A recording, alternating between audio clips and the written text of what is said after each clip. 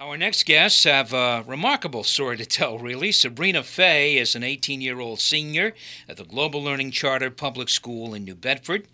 She plans to go to college in the fall. Now, usually students apply to schools. They learn sometime in their senior year, maybe even in their junior year, whether they've been accepted or not. Now, Sabrina learned recently that has been accepted at Princeton University this fall, Princeton University in New Jersey. She has a full 4-year scholarship, and really it's all thanks to a program called QuestBridge, which is based in California. First, Sabrina, welcome. Hi, thank you for having me. And also joining Sabrina is Ashley McPherson. She is a counselor with Global Learning's Office of College and Careers. Welcome to you both. Thank you for having us. So what is QuestBridge, Sabrina? What is your understanding of this program, which is based in California and receives applications from young people all over the country? They had 15,000 applications, I think, this past year, according to a release I received from the school. And they provided the scholarship help, if you will, to about 918 students or so. So what is QuestBridge? What do they do? What's their role in all of this? Yes, well, QuestBridge is basically an organization that connects high-achieving low-income students from around the country with schools that they believe that they can achieve at, with full 4-year scholarships. The scholarships themselves are provided by each individual college, but you apply to QuestBridge, and basically they send your information to these schools, and they decide whether or not you're eligible for this sort of scholarship. You have to commit yourself throughout life. You have to have a character and a story, and you have to have strong academics, of course. But it allows students who maybe would not have heard about these schools, would not have thought themselves capable of applying to and being accepted to these schools, to feel like they are good enough. And they are good enough, and when they get accepted or they get notified that they're a finalist, it's a great achievement. Ashley McPherson, who is a counselor with Global Learning's Office of College and Careers, as we've mentioned. So how strong an academic student? Sabrina is one of our top students, and she brought this program to my attention, actually. The program itself is very highly selective in those that are applying to it.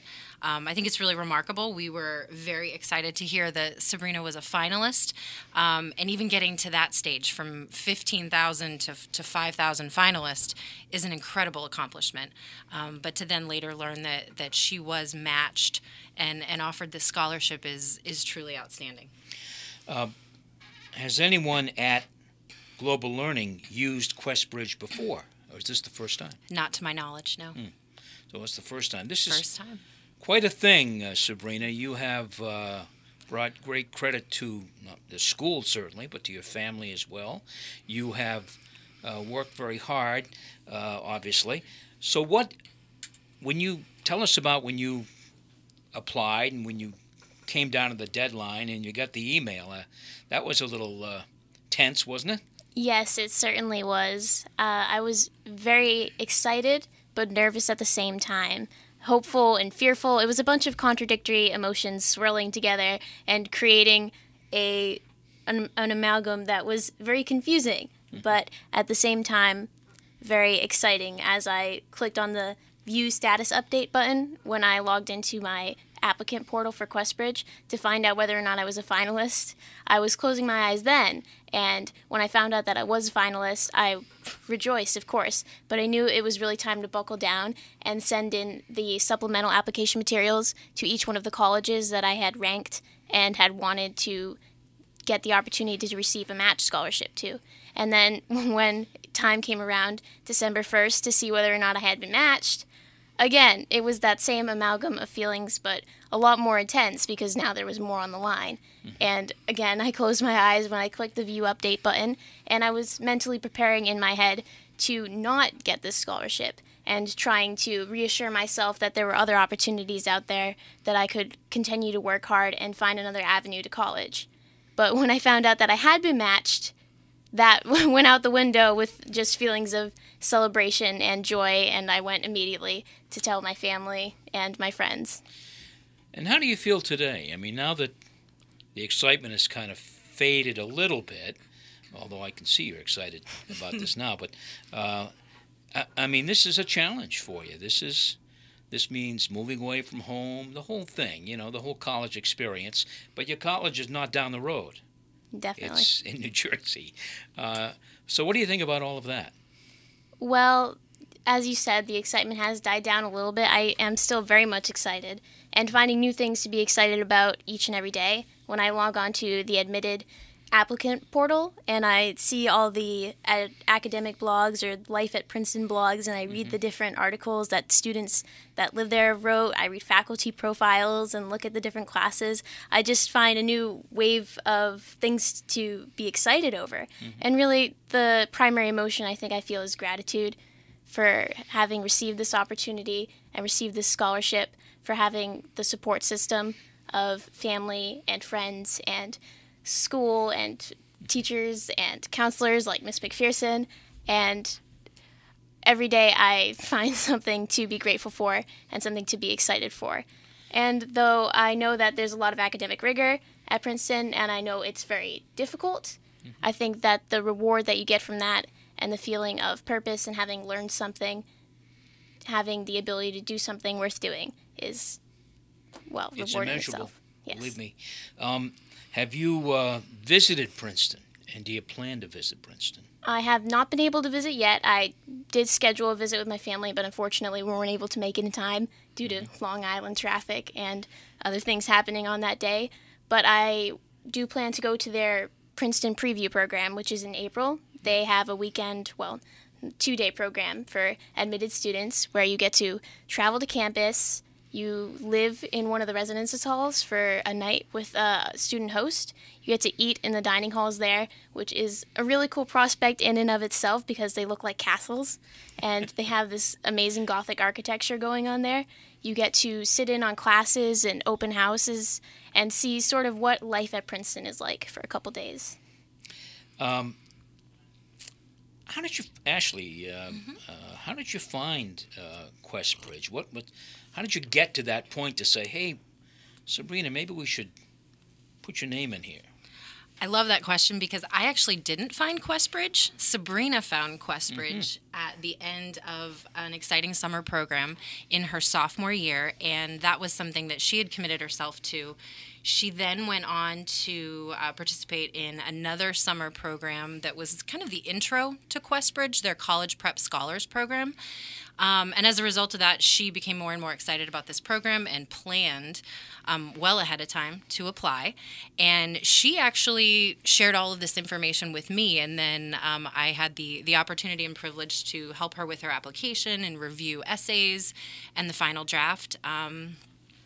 The applicants must be highly competitive, and she did have a remarkable application. So we were really proud of what she sent in and crossed our fingers and hoped for the best.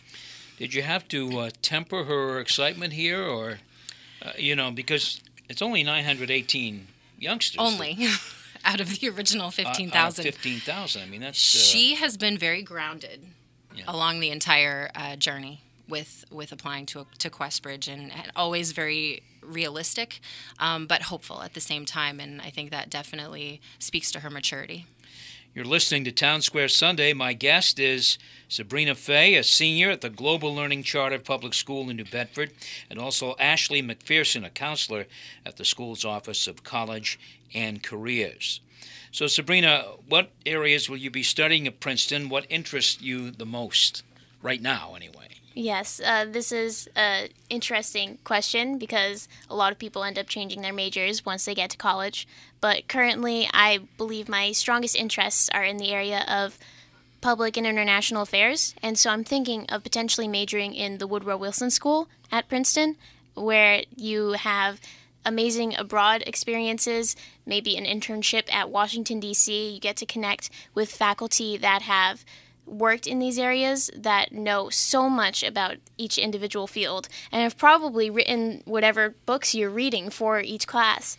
And I think it's an amazing school and an amazing part of Princeton, just like each major has its own merits and its own benefits to studying that while you're there. So looking at the individual website that they have for it, I just think there's no way to go wrong.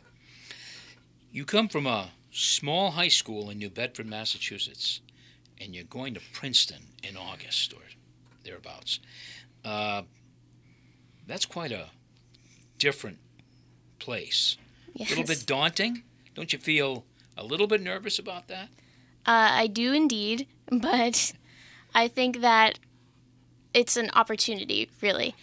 I felt nervous about applying to Questbridge. I felt nervous about applying to college in general and all these selective schools and thinking, am I good enough? Will I receive a rejection that shatters my heart and then I will no longer be able to go on in the application process?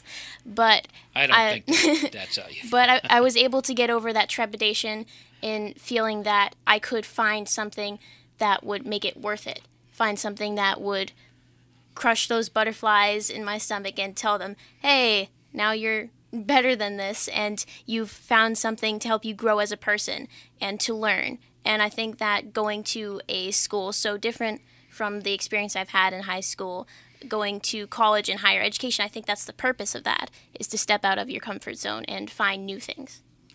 How do you think the folks at Global prepared you for this adventure? You've already expressed your thanks, really, to Miss McPherson and teachers at the school. But this is, it is a different kind of thing you're going to be entering into. So if they prepared you, and they prepared you well, you feel. I'm sure you do. I think so, yes. I think particularly the dual enrollment program we have at Global, where high school students get to take college courses while they're in high school for potentially college credit that gets accepted by your university when you go off to college. At Bristol Community College and also at UMass Dartmouth, I've taken college classes at both.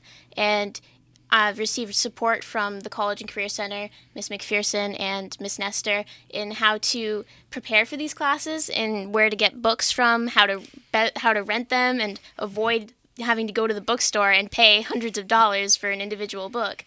And in being in these classes and learning from professors and everything, I've received support in how to adapt to a college style and the fact that the classroom is the professor's domain and what they say goes, and it can be such a variance of styles between a lecture and between an online or a hybrid online in-person course. She sounds ready for this experience. She's more than ready.